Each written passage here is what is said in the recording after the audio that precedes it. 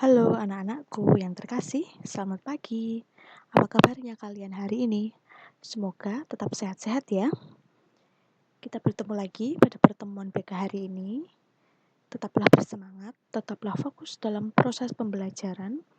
Yang loyo ditingkatkan, rasa semangatnya dihilangkan rasa loyonya. Ya, karena kalau kamu semakin loyo, kamu tidak akan semakin semangat belajarnya. Maka yang harus bisa menghilangkan rasa loyo, rasa malas itu adalah diri kalian sendiri. Baik, pada hari ini kita akan bersama-sama membahas terkait dengan komunikasi efektif.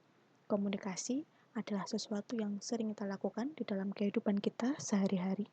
Komunikasi dengan keluarga, teman, bapak ibu guru, dan orang-orang dimanapun kita semua berada, ya. Pada pertemuan hari ini, tujuan pembelajaran dari komunikasi efektif ini adalah dari tujuan umum, yaitu peserta didik atau konseli dapat memahami pentingnya komunikasi untuk menyampaikan pesan, ide, atau gagasan dalam hidup bermasyarakat. Tujuan umum adalah peserta didik atau konseli dapat memahami pengertian komunikasi. Peserta didik atau konseli dapat memahami kebiasaan positif dalam berkomunikasi. Peserta didik atau konseli dapat memahami hal-hal yang harus diperhatikan dalam berkomunikasi. Keempat, peserta didik atau konseli dapat memahami tips komunikasi yang efektif. Nah, apa sih itu komunikasi dan pengertiannya apa? Kita akan membahas secara mendalam bersama-sama ya. Pengertian komunikasi.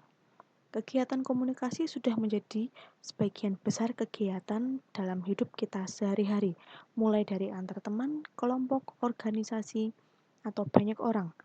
Kalau lebih diteliti banyak lagi, komunikasi memang sering dilakukan dan mungkin juga terdapat beberapa kegagalan. Bisa jadi bentuknya karena tujuan yang kita inginkan belum tercapai, misalnya tercapainya kesepahaman, bertambahnya informasi, perubahan sikap pada teman atau orang lain. Kegiatan komunikasi pada prinsipnya adalah aktivitas pertukaran ide atau gagasan. Secara sederhana, kegiatan komunikasi dipahami sebagai kegiatan penyampaian dan penerimaan pesan atau ide dari satu pihak ke pihak yang lain, dengan tujuan untuk mencapai kesamaan pandangan atas ide yang dipertukarkan tersebut. Di dalam komunikasi pasti terdapat elemen-elemen yang ada di dalam komunikasi. Yang pertama adalah komunikator atau orang yang menyampaikan pesan. Kedua, pesan, ide atau informasi yang disampaikan. Ketiga, media, yaitu sarana komunikasi. Keempat, komunikan, yaitu audiens atau pihak yang menerima pesan. Selanjutnya adalah umpan balik. Ya, ketika kita berbicara pasti ada umpan balik dari orang itu atau respon dari komunikan terhadap pesan yang diterimanya. Dalam kehidupan nyata, mungkin ada yang menyampaikan pesan atau ide, ada yang menerima atau ada yang mendengarkan. Ada media dan tentu ada respon berupa tanggapan terhadap pesan. Nah, secara ideal, tujuan komunikasi bisa menghasilkan kesepakatan-kesepakatan bersama terhadap ide atau pesan yang disampaikan. Fungsi komunikasi itu apa saja? Yang pertama, membangun konsep diri. Konsep diri yang ada dari dalam diri sendiri. Lalu yang kedua, eksistensi diri. Lalu yang ketiga, memperoleh kebahagiaan. Selanjutnya, kelangsungan hidup, karena dengan komunikasi kita tetap bisa menjalani kehidupan kita sehari-hari. Lalu, kelima, terhindar dari tekanan dan ketegangan, karena dengan adanya komunikasi kita bisa menyampaikan segala sesuatu pesan kepada orang-orang yang kita tuju. Nah, terdapat kebiasaan positif dalam berkomunikasi. Dalam kenyataan kehidupan sehari-hari, dimanapun dan kapanpun kita berada, serta dengan siapapun kita berkomunikasi, sering atau kadang-kadang terjadi pembiasaan sikap perilaku positif secara spontanitas di saat diri kita berkomunikasi dengan orang lain. Pembiasaan dapat terjadi dalam bentuk verbal atau ucapan, refleksi gerakan fisik, gerakan tubuh, dan yang lainnya. Contoh, bentuk verbal misalnya ketika orang lain berbicara, biasanya spontan kita berkata, iya, dan seterusnya. Dalam bentuk gerakan fisik misalnya, di saat kita berbicara atau orang lain berbicara, biasanya kedua tangan spontan pindah, bergerak, atau berada pada bagian depan bawah perut, dan sebagainya. Dalam bentuk bahasa tubuh misalnya, saat orang lain berbicara, biasanya secara spontan posisi mulut dan bibir senyum simetris ya, menunjukkan respon atau tandanya kita memberikan tanggapan kepada orang yang sedang berbicara dengan kita. Lalu, sebaliknya, kebiasaan buruk dalam berkomunikasi. Ya, dalam kenyataan hidup sehari-hari, dimanapun dan kapanpun kita berada, serta dengan siapapun kita berkomunikasi, terkadang terjadi pembiasaan sikap perilaku positif secara spontanitas di saat diri kita berkomunikasi dengan orang lain.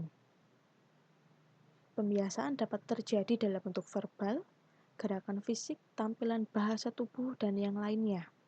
Dalam bentuk verbal misalnya, di saat orang lain berbicara biasanya spontan kita berkata, gayanya, alah, dan seterusnya. Dalam bentuk gerakan fisik misalnya, di saat kita berbicara atau orang lain berbicara biasanya kedua tangan spontan pindah atau bergerak di depan, di bawah perut kita, dan seterusnya. Dan dalam bentuk bahasa tubuh misalnya, di saat orang lain berbicara biasanya secara spontan posisi mulut dan bibir senyum simetris. Ya. Lalu selanjutnya, bagaimana sih menjadi pembicara yang efektif? Di sini terdapat 3 macam perilaku berbicara dalam berkomunikasi, yaitu perilaku berbicara agresif, yang kedua, perilaku pasif, dan ketiga, perilaku asertif. Untuk yang pertama, perilaku berbicara agresif adalah cara berbicara yang bersifat konfrontasi, keras, dan kasar. Si pembicara tidak tertarik akan apa yang dikatakan oleh pendengar. Kedua, perilaku pasif adalah kebalikan dari agresif. Si pembicara berusaha menyenangkan lawan bicara, cenderung berbicara secara halus, khawatir melakukan kesalahan. Ketiga, perilaku berbicara asertif adalah berbicara secara langsung, jujur, dan berorientasi pada tujuan, to the point, menggunakan kemampuan mendengar aktif. Perilaku asertif cenderung membina sesuatu dalam hubungan yang positif dan dalam jangka yang panjang, saling menghormati, dan saling memuaskan kepentingan lawan bicaranya. Pentingnya menjaga pesan dalam komunikasi. Mengapa?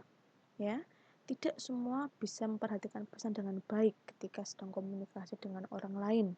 Hal itu bisa menyebabkan timbul rasa kekecewaan atau merasa kecewa, merasa tidak dihargai, dan hubungan kemungkinan menjadi kurang harmonis. Nah, kalian bisa bayangkan bagaimana konsekuensinya apabila segala sesuatu itu terjadi berawal dari komunikasi. Ya, maka dari itu hal-hal yang perlu diperhatikan dalam berkomunikasi. Yang pertama adalah kontak mata. Hal pertama yang dilakukan seorang pembicara yang baik adalah menatap lawan bicara dan mengambil jeda untuk memulai sebuah pembicaraan. Ini merupakan salah satu cara yang membantu untuk menciptakan kesan baik pada lawan bicara. Usahakan kalian untuk mempertahankan kontak mata sepanjang pembicaraan, ya, agar lawan bicara kalian tak merasa diabaikan. Lalu yang kedua, ekspresi wajah. Wajah merupakan cermin kepribadian individu. Ekspresi wajah mengungkapkan pikiran yang sedang melintas pada diri seseorang. Contohnya, sebuah senyum mengungkap ramah tamah dan kasih sayang. Mengangkat alis mata menunjukkan ekspresi heran. Emosi dan berbagai macam tingkah manusia diekspresikan dalam emosi yang berbeda yang tergambar di wajah. Jadi, saat melakukan komunikasi, tunjukkan ekspresi bahwa diri kalian tertarik dengan bahan pembicaraan yang sedang dibicarakan. Ketiga adalah postur tubuh. Setiap gerak-gerik tubuh saat berbicara mesti dikoordinasikan dengan kekuatan meyakinkan diri kalian. Mereka bisa jadi semacam tambahan untuk cara efektif yang dapat ditangkap secara visual daripada secara verbal.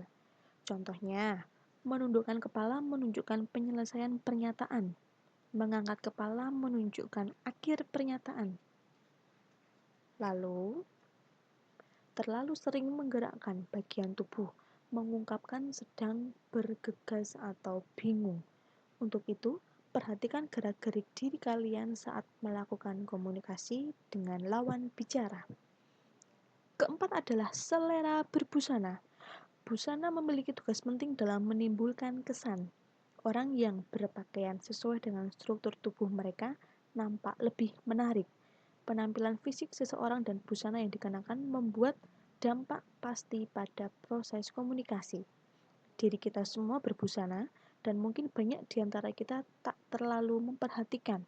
Namun hal kecil ini memiliki peran untuk sebuah efektif.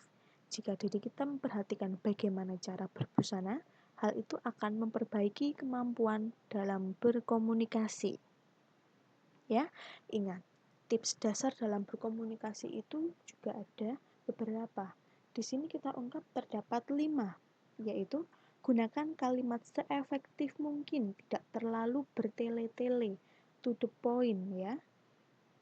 Lalu yang kedua, jangan mengungkapkan pengulangan ide atau pokok bahasan. Dalam presentasi atau suatu analisa juga, usahakan tidak terjadi pengulangan kalimat yang merupakan teori ataupun kesimpulan.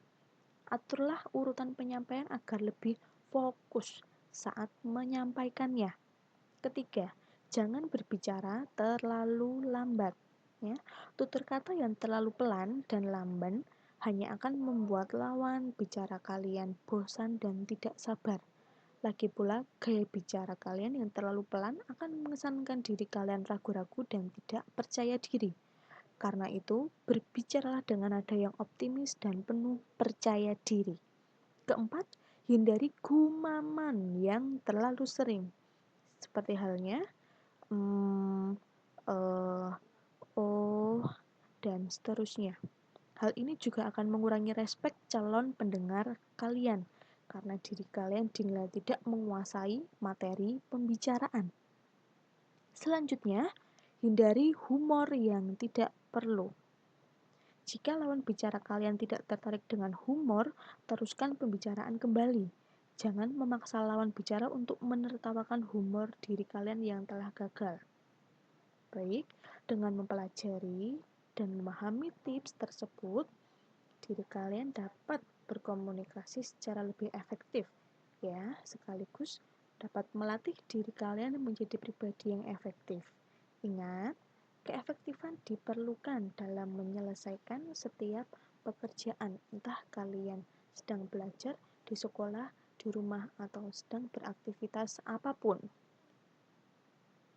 Lalu, untuk selanjutnya dari tips komunikasi, ya, sesuai dengan contohnya, tips komunikasi yang efektif. Nah, seperti apakah itu? Komunikasi adalah pemecah masalah ketika kita mengalami konflik secara internal maupun eksternal. Komunikasi membawa kita pada perubahan yang lebih baik. Seorang komunikator yang baik cenderung mampu membentuk opini publik, mampu menggerakkan massa, mampu mengendalikan situasi, dan mampu mengeksekusi sebuah gagasan menjadi sebuah realita. Komunikasi yang baik telah melahirkan beberapa penulis yang luar biasa. Komunikasi yang baik telah melahirkan pembicara-pembicara besar. Hampir semua masalah dalam kehidupan manusia cenderung berakar pada masalah komunikasi. Ketidaksanggupan untuk menerima kekurangan orang lain, ketidaksanggupan untuk menerima hal buruk orang lain, bahkan ketidaksanggupan menerima kekurangan dari dalam diri. Jika ingin mengubah hidup, maka diri kita hanya perlu memperbaiki komunikasi diri. Ya, bagaimana dan apa saja tipsnya? Yang pertama, kenali konsep diri dari dalam diri kalian. Bagaimana pribadi diri kalian, bagaimana karakter dan ciri khas diri kalian. Lalu yang kedua, kenali kelebihan dan kekurangan. Apa saja hal yang positif dan yang hal negatif dari dalam diri kalian. Ketiga, tetapkan tujuan dari komunikasi itu apa. Keempat, gali manfaat dan komunikasi yang akan terjadi. Kelima, buatlah draft pembicaraan sehingga yang disampaikan pun jelas dan tercapai tujuannya. Selanjutnya, kuasai topik pembicaraan. Apa yang ingin dibicarakan, kalian harusnya memahami terlebih dahulu supaya lawan bicara merasa yakin dengan apa yang sedang dibicarakan. Selanjutnya, hargai perbedaan pendapat. Kedelapan, menahan diri untuk menguasai pembicaraan. Ingat ya, jangan sampai memutus atau memotong pembicaraan ya. Selanjutnya adalah pertahankan kontak mata. Ya, dengan kita melihat atau berkontak mata yang baik, maka orang yang sedang berbicara dengan kita merasa dihargai dan dihormati. 10. Empati terhadap situasi dan kondisi klien. Memahami situasi dan kondisi yang sedang dibicarakan itu seperti apa. 11. Atur dan manajemen nafas diri kita.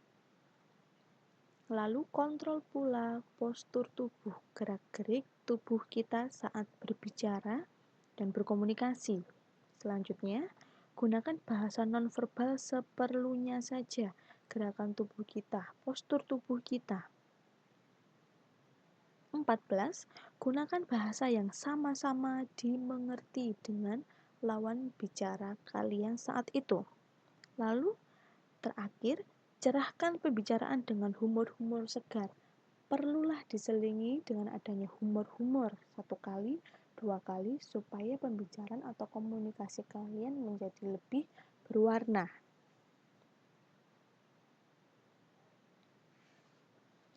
Manusia adalah makhluk sosial yang membutuhkan makhluk lain dalam kehidupan. Komunikasi sangat penting untuk kelangsungan hidup, karena komunikasi sebagai suatu proses penyampaian pesan, ide, dan gagasan dari satu pihak kepada pihak yang lain, agar terjadi saling mempengaruhi di antara keduanya.